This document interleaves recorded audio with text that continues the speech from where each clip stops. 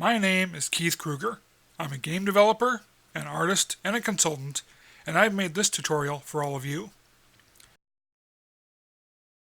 Welcome to Foundations, making a first and third person game base.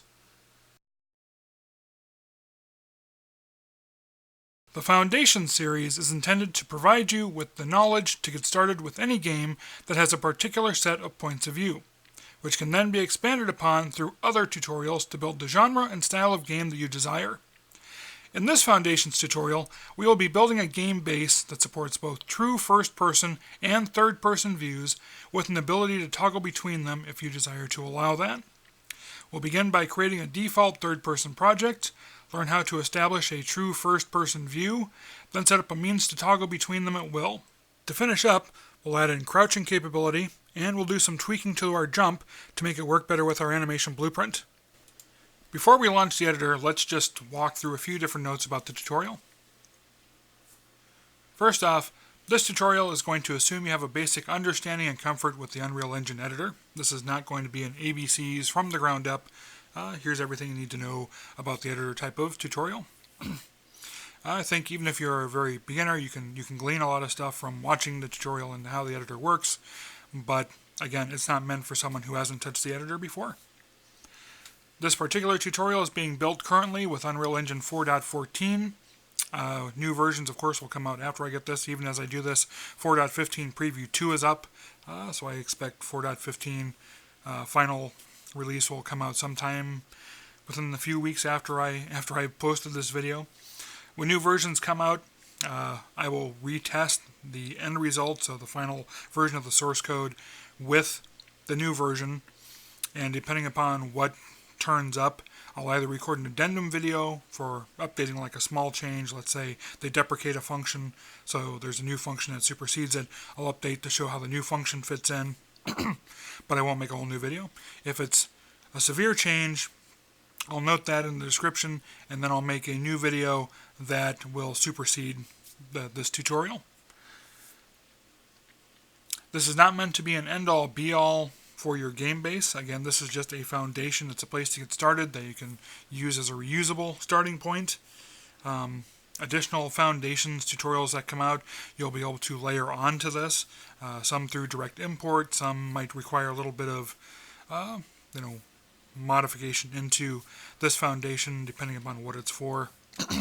But the idea is that you'll keep building with foundations and common concepts until you get to the structure of the game you want, and then you keep working from that point to make it the game you're really looking for, your genre, your particular play mechanics, your graphics, etc., etc.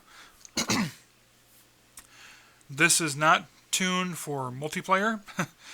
Just to say, you won't see any stuff configuring this for multiplayer in this particular tutorial. A multiplayer foundation video is currently being recorded, but I'm kind of waiting for 4.15 to do everything with it, just because I know that's coming around the corner and I want to time it with that.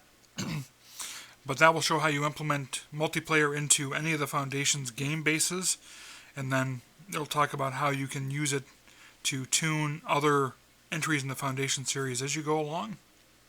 And then last but not least, it costs money to post the source code in places and keep it updated, constantly keep it available through Dropbox or whatever else. So I'm making the source code for all the foundations and all future videos and stuff available through Patreon to subscribers of one of the lower levels or above, and past source code will be available through Gumroad as pledge months go by. So you'll be able to find it there. Just look for more information in the links below. Now let's go ahead and jump in, fire up the editor, and get started.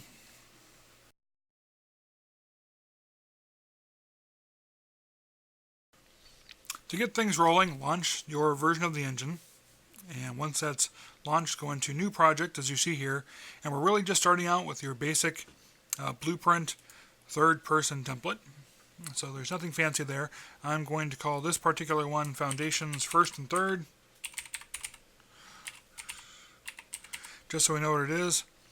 Go ahead and click Create Project, and then I will come back once that's up.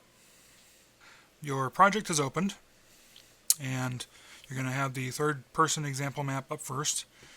what you might do right away is go into your settings and your project settings, and then fill out your project description and so on. We're not going to do that in this video. You can do that yourself, but do that early on. I want to follow the UE4 style guide that you'll find on GitHub under Alar UE4 style guide. Let me put that link up here for you. And what you'll see there is this style guide, Game Making LLC. It's a good style guide. I like it. There's actually a plugin available to help you try and ensure that you follow it. It's called Linter. You can find it in the marketplace for, I want to say, $10. You don't have to use it. I'm not going to follow this 100%, even though I agree with pretty much everything in here. It's just the folder setup I feel is going to be a little different because I put my third-party libraries, even Unreal ones, into a separate libraries folder, so that if I migrate away from a given third-party library or I supersede one, it's easy for me just to pull the old one out without going into a lot of other folders to find the assets. So what we're going to do is we're going to first restructure our folder because I want to make it conform to this approach. And so what we will end up doing here is migrating this third-person blueprint into a libraries folder. But first, let's create a new folder. And this new folder is going to be our first and third foundation. Because the idea of the style is that the root folder of your project is going to be whatever your project name is, then everything else goes underneath it. That way, if you migrate your folder into another project, it's easy to just migrate your folder and not have a whole bunch of root level folders. In this case, we're creating a game base, so I'm not 100% certain that you would need to do that, since this would be your start. But we're going to do it anyway, just because I want to try and stick with the convention as much as possible. Okay, so we're going to do that, and then inside of there, I want to have a folder called third-person libraries, or third-party libraries. This is where I'll put other marketplace items and such as I build out my game. And then inside here, we're going to move everything else. So I'm going to click this so I can see the folders off to the side. And then here's the first and third foundation and the third-party libraries. What I'm going to do is I'm going to create one more folder in there. I'm going to call it third-party example, or not third-party example, third-person example.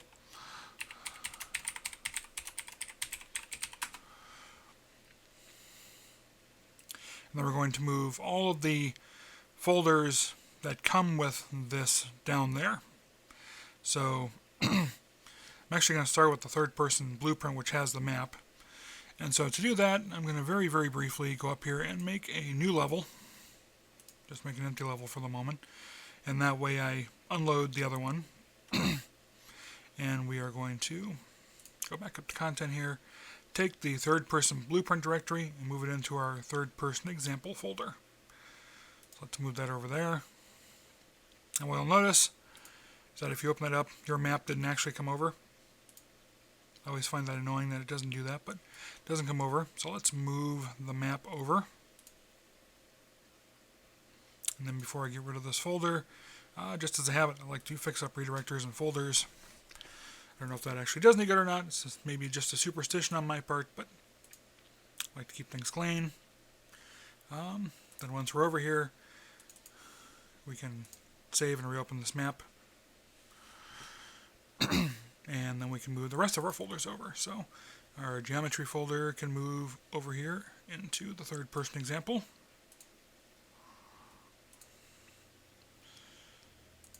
And what you'll find is it leaves it at the root, but it's not there. And I'll show you how to deal with that. We will move over our mannequin folder. Whoops, content.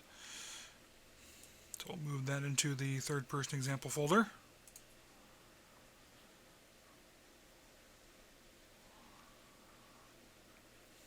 And then last but not least, we'll move the third-person folder in.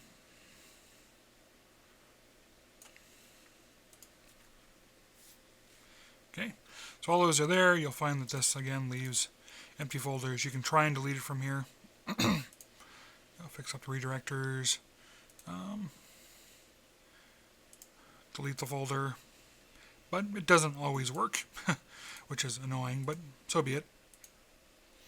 So currently at the top level we have our first and third foundation, then our geometry and our third person folder. I'm going to do a save all quick. And then I'm actually going to drop out and go to Windows Explorer. So I'll close that. Now we'll go to Windows Explorer,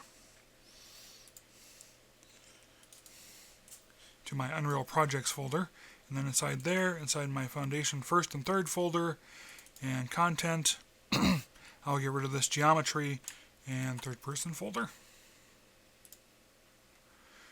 So I get rid of those, and then if I reopen the project, we'll notice that those are gone. Okay, so you can see that those are gone. Now we need to go back to our settings for a moment. In our project settings, so you could have done this before exiting out. I actually didn't think about it until now. But we'll go to our maps and modes, and we'll just change our editor startup map and game default map back to the third person example map. And then we can reload the map manually here for now. Okay, so let's move on and let's start fleshing this out.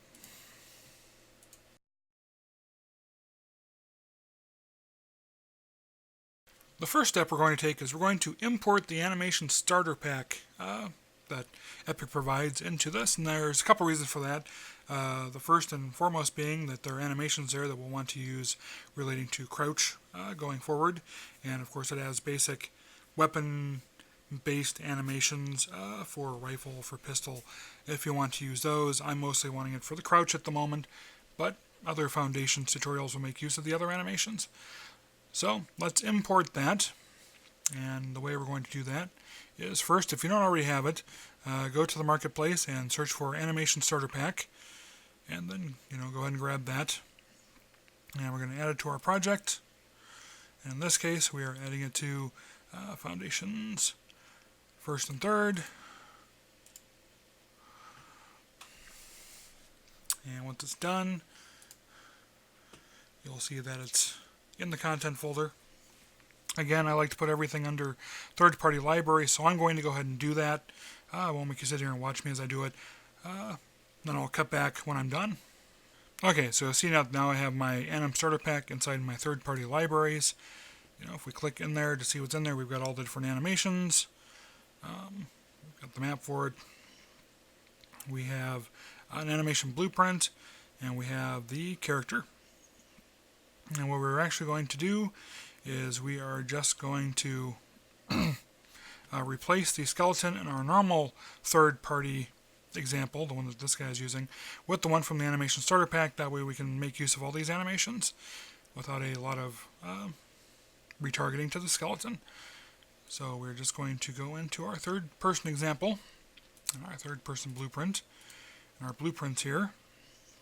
What I'm actually going to do is I'm going to make a copy of this third-person character blueprint. So let's duplicate it, and we will call this BP underscore player character. And what we're actually going to do is we are going to make a new folder at the root to put that into. So following the style guide, we're going to make a new, go inside of first and third foundation, make a new folder called core. And then inside of that one, we're going to make one for characters.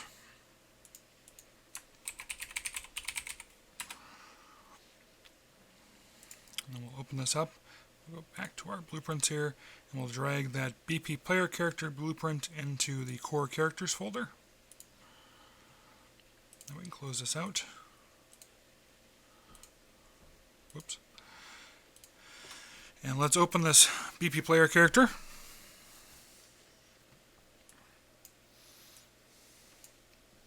You can see it's got the basic setups in place, movement input, touch input, and so on.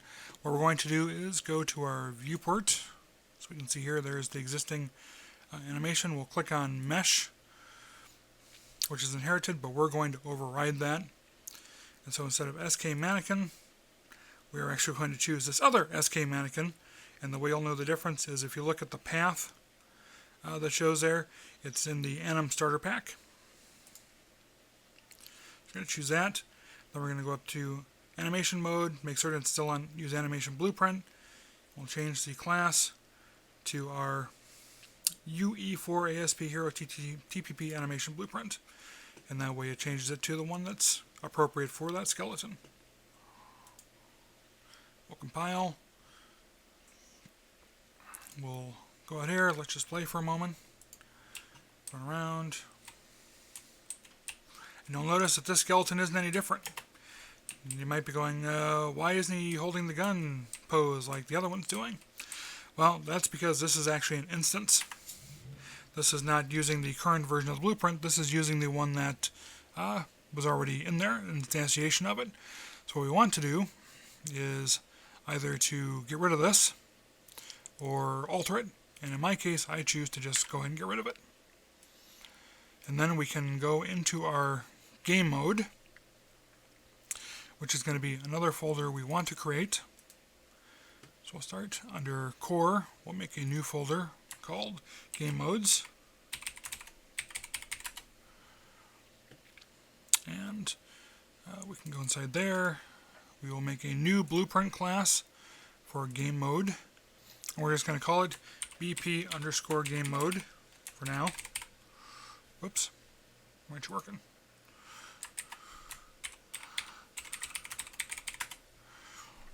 And then inside of there, we will change it to have our player character. Our default pawn class is going to be our BP player character now. We'll compile and save that. Close that out. If we go to our world settings for this map, we can either change it here, we can override it for just this level, or we can go up to our settings, project settings, and then under maps and modes, we can change our default game mode to be our BP game mode. Then if we play, we'll spawn, and you'll see that we have the right skeleton standing there with all that. He turns, he walks, and so on.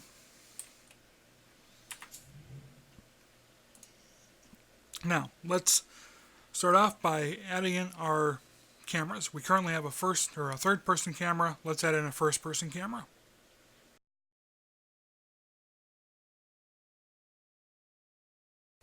So to establish our first-person camera is actually fairly simple and straightforward, and there are two different ways you could do it. We're going to take the easier way at the moment because we're going to do some other customizations in a future Foundations video. But the first way you could do it is you could actually set up some timelines and all that and do a smooth motion from the follow camera here, the third-person camera, that would take it, smoothly into the head view and then look out that way. But I prefer not to do that because what I want to be able to do is eventually make a smooth motion for this follow camera to move up and over the shoulder when you're zooming and such. And if you're in third-person mode and you want to quickly switch to first-person mode, I would rather have it just switch to a new camera, and that way we aren't moving this off the boom and moving the boom weird and all sorts of stuff. So we're just going to add a new camera, and then we'll take it from there. So the first thing is to actually add a new camera component. So we'll go up to Add Component, and we'll go to Camera. And we're going to call this our FP camera, first-person camera.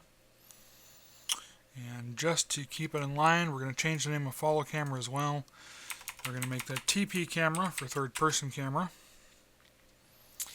And we're going to take our first-person camera and we're going to drag it up to attach it to our mesh. And of course we don't want it to be in his crotch, so we're going to want to move it up. So we can do that. But there's still more that we're going to have to do to make this work. So let's compile that. Let's make a control to switch back and forth between cameras, because right now we don't have a means of doing that. So the third person camera would be active, and technically the first person is set to active as well, but we don't want that. We don't want two cameras active at the same time. That's not going to work for us. So while we have the first person camera selected, we are going to turn off auto activate over here, and we'll compile that again. And then what we're going to do is go into our event graph for the character, and we are going to add a new event. And actually, before we do that, let's go into our third person example map tab over here, go to settings, go to project settings, and let's actually create an action input for that. So let's go down here and find input. We'll go to action mappings. We'll add a new one, which we will call alternate camera. And we'll just assign that to the C key for now. You can always change it in your games, but we'll keep it at the C key to make it easier to remember. C for camera. Okay, so we got that. Now back in our character, we will add the alternate camera event.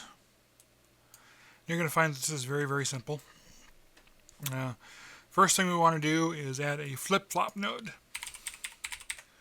That way we don't have to keep track of which camera is active. We can just press the button and it will switch between the two states on its own. And then we want to do two things. When we switch between cameras, we want to deactivate one and activate the other. So when you go through this route, the first time this execution node is called, our third person camera is going to be active, but we're going to want to deactivate it and activate our first person camera, and then do the opposite the next time it flows through, which is the B path. So for the A path, we want to turn off our third person camera. So we're going to deactivate it.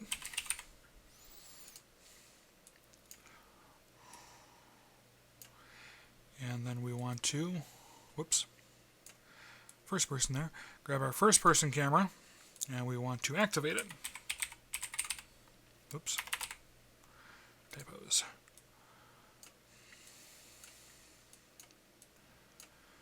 So that's pretty straightforward. And then again, when we go back through, we're just going to do the opposite. We're going to deactivate this one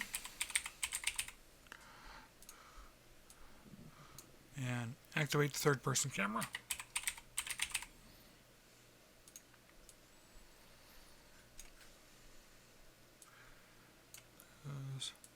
Connect that to there. Try to make this a little neater. Okay, we'll compile this, and now if we go play, external camera, press C, internal camera, and so on. But there's still some issues here. We're in there, you'll notice, well actually you won't notice because you can't see I'm moving my mouse, but I'm moving my mouse and nothing happens. And if I start hitting keys, it does some weird stuff. And that's because the camera and our pawns are not working in cooperation with each other. So let's go back here for a minute. Let's go back into our viewport, and we need to change a couple of things. So for one thing, while we've attached this to the mesh, it's really attached to the torso. So when things move, the camera position isn't moving all the time, and that's an issue. So we're going to actually connect this camera directly to the head through a socket. Let's click on our mesh here. And then we'll click on our magnifying glass to go to the skeleton in the content browser. We'll double click to open that. Pull that up here. And we start off in the mesh. Let's go to the skeleton. We can click on the head because we're going to the head. Make certain that's highlighted here on your left. Right click and let's add a socket. And we'll just call this camera socket. We save that out. We can close the skeleton, we can close the mesh. We go back to our first person camera, and over here under sockets where the parent socket is, click on the magnifying glass and choose camera socket. You're going to go, it moved, yeah, because the position was relative. And so now it's moved over and it's relative to the bone and it's going to get confused. You see it's actually turned sideways as well. So we have to do some fixes quick. Let's make it easier on ourselves. We're going to go up here and turn real time off at the moment so the camera stops bobbing with his head. And let's move this back over. Get it into his head. We have to alter our rotation again. Come on. There we go. And get it so it's 90 degrees like it should be. And let's adjust the position one more time.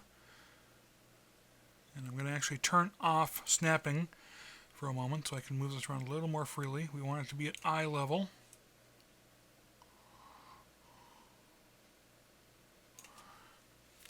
Let's compile this. Let's just take a look at where we're at. So we hit play. See, you notice it's bobbing, but it's definitely attached now. If we turn, it's turning, but it's not turning with the mouse still. So there's a couple more things we have to do. Again, it's pretty straightforward. First of which is we want to use the pawn control rotation. So we'll compile that. And if we press play, see, you'll notice it's not bobbing anymore. And as we turn the mouse, it's actually moving the camera, but it's actually moving it independent of the rest of the body, which is kind of problematic. Let's go back to our player character again, and let's go on the character itself. And the character itself is not using the controller rotation yaw, which would be following the mouse movement, and that's why they're moving independently. So if we click on that, put it back to its default state, and then press play. First, I want you to take note of the fact that he actually slides when he turns now. So that's something that in the Foundations Making Your Character More Realistic video will correct, as well as showing you how to make an animation so he's actually, or blend space, so he actually turns his head more and such. But for now we want to get our camera up and running. If we press C, now when I move my mouse, he looks all over. You look down, you can see his body, and that's what true first person perspective is. So instead of just having arms floating in the middle of nowhere, your character actually has a body to look down at. I think we can adjust the camera a little bit more. So let's click on the camera and let's slide that back a little more until the ball starts to intersect with the head. And I'm starting to think we might be a little off. Yep. So let's go this way. Now we'll move in a bit. And again, I just want to make certain that we're reasonably close to the head here. Okay, we'll compile, we'll play, hit C, and now we can look down, we can see the emblem and everything. So that is a good viewing angle. We can look up, but we can't exactly flip our head backwards or anything. Again, we can turn around, we can move, we can strafe, and it's all good. So that's adding our first-person camera. Pretty straightforward.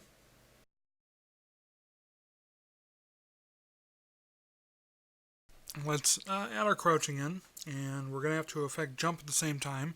And the reason for that is when we changed our character to the animation starter pack, we actually lost jump, because the animation starter pack looks for jump to happen in a different way through its blueprint template, or through its animation blueprint.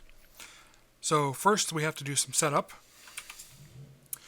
Let's go into our settings and project settings.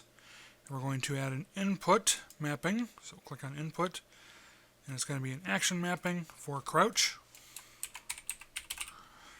And in the tradition of so many games, we're going to add it as a left control. So as long as the left control button is held down, we will crouch. Next we have to go to our character movement component, and you're going to want to scroll all the way down until we get to nav movement and movement capabilities.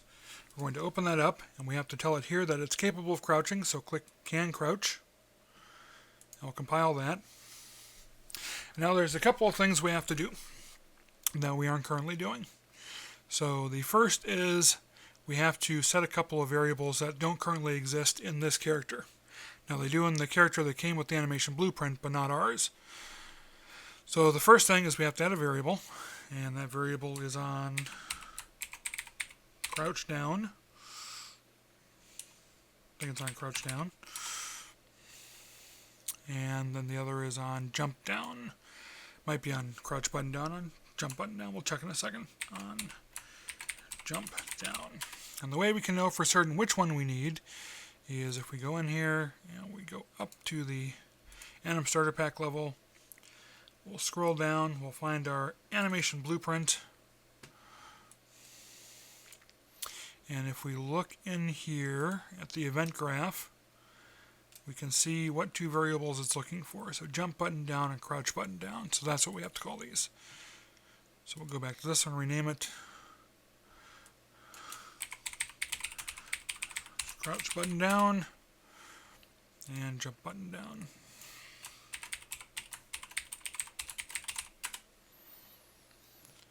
Okay, so we'll compile those. Then in our event graph for the character, we're going to add our crouch event. Our crouch event is fairly straightforward. Again, this isn't going to be a flip-flop like changing between the camera views was. We're only going to crouch as long as we're pressing the button. So what we're going to do is when we press the button, we are going to set our crouch button down equals to true, which will tell our anim template that he's crouching. And then we are going to call the crouch function, which will adjust our half height and everything else. And same thing when we are done crouching and we release, we'll set it to empty and we'll call the uncrouch function. Both these are tied into the movement component. So we compile that. And if we were to go play this at the moment, you'd still be frustrated because you could hold down control all you want, and you'll see the camera goes up and down because it's calling the function on the movement component for the character, but the character isn't actually crouching, and that's because there's no animation playing for his crouch. So we'll go back to this animation blueprint, and we just have to swap out our cast to the ASP character here from the animation starter pack to be our player character. So let's drag off of our pawn owner here and do a cast to BP player character. We'll pull this over. We're going to take this execution impulse and plug it in there instead. We'll take this one and plug it in up here. And then we can try and drag this, but it's going to complain because those are specific references to this. So let's go. Jump button down. Oops, and crouch button down.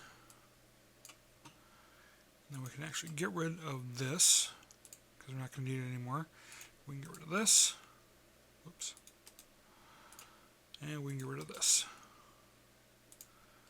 And then we'll connect these up. So jump button goes up here. Crouch button goes over here. And if we compile now, that'll all be set. We can go back and we can play.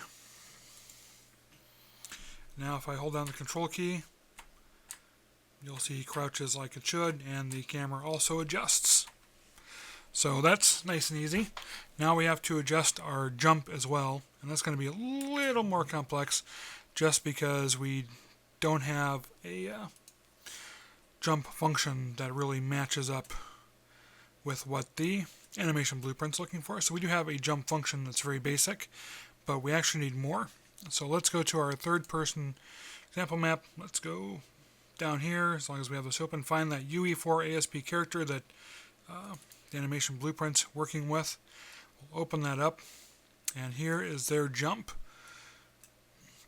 So jump input adjusts velocity, base punt speed, and so on. What we're going to do is we are actually just going to copy this whole thing. So highlight it, copy it, go back to your player character. We can highlight this version and get rid of that. We'll go down, and then we'll paste this one in place. So now we have an updated jump function that matches what the animation blueprint is looking for and takes advantage of it. If we compile, we get this error, and that's because the jump button down variable that it's looking for is the one from the other template.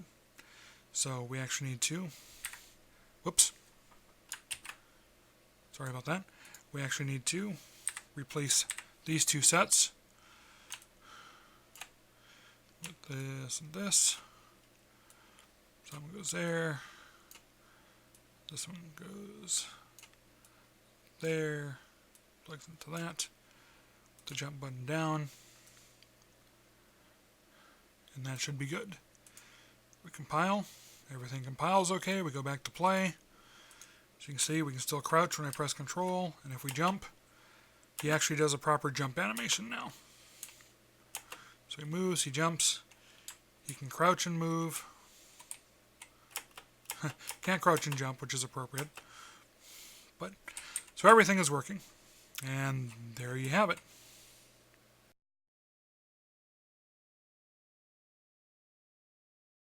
That wraps it up for this particular tutorial. If you liked it, please click the like button. Please consider subscribing if you don't already. And now let's talk about some possible next steps. So you've now got a base. You've got a character that has first and third person views, who crouches and who jumps. What can you do next? Well, hopefully you've already figured out the genre for your game, the type of game you want to build. And therefore, if it's appropriate, one of the things you can do next is to add weapons. And you can have melee weapons, you can have firing weapons. And maybe you're going to have superpowers as, heat vision, things like that as weapons. That's up to you. But one of the things that will be coming out in early February is Foundations, a basic firing weapons system. And it'll give you a hierarchical way of building firing weapons that are both instant hit and projectile. So whichever way you want to go, how you can build your base class and then derive child classes from those to create your system. But I don't have one yet for Melee. Melee will be coming probably in March or April. So keep an eye out for that. Enhancing character movement. You can make your character move a little more realistically still. If you remember, as we're moving him currently, he kind of just floats in space when you're turning left and right. He runs forward and backwards and jumps and all that like he should, but he just kind of rotates in space. So there are things you're going to want to do to make him, turn more naturally, the way he actually moves his legs and all that to turn. You might want to set up blend spaces so that when you start to turn, his head starts to turn a little before the rest of his body, which is how we usually turn in real life. Adding blend spaces for aiming and other things. So there's a Foundations Improving Character Movement Realism tutorial that's going to come out towards the end of February, and just keep an eye out for that. You'll want to start creating your environment. You can white box or gray box it out within the Unreal Engine itself using BSPs, or you can get a white boxing kit or a layout kit from the marketplace to work with. I don't currently have a video coming for that, but I'm planning to do one at some point this year. Modeling assets. If you're purchasing assets, great. I do that sometimes too. But if you're going to model your own, get to it with whatever your tools are. I will have a Blender and a Maya set of tutorials coming out. But probably, to be honest, not until third quarter of this year, so I didn't want to put anything up there around that. Adding ambient spatial sounds. There is actually a common concept using ambient sound to enhance immersion tutorial available today. It's actually meant for 4.12, but I've tested it and everything still works with 4.14, so if you want to use that one to help you figure out sound, you can do that. And then, of course, if you're going to have enemies in your game, you'll want to create those and add AI. And there is an AI tutorial on the channel, but unfortunately with some updates since it was originally made, it doesn't function correctly anymore, so I've been told. So I need to build a new one of those. I'm hoping to do that soon, but I can't guarantee how quickly. So you might learn some stuff from that one, but you also might be better off for that going and looking around to see if there's a more recent tutorial someone else has done until I can complete a new one. So that's it. Those are next steps you might want to consider and things that I'm going to be doing to try and help you get going. I'm going to keep adding courses as frequently as I can. Some will be here on YouTube, some will be exclusive to Patreon. Just keep an eye out for which are which. But all the Foundation series will be here on YouTube, so don't worry about that. And that's it. I will see you in the next tutorial. Now get out there and make great games.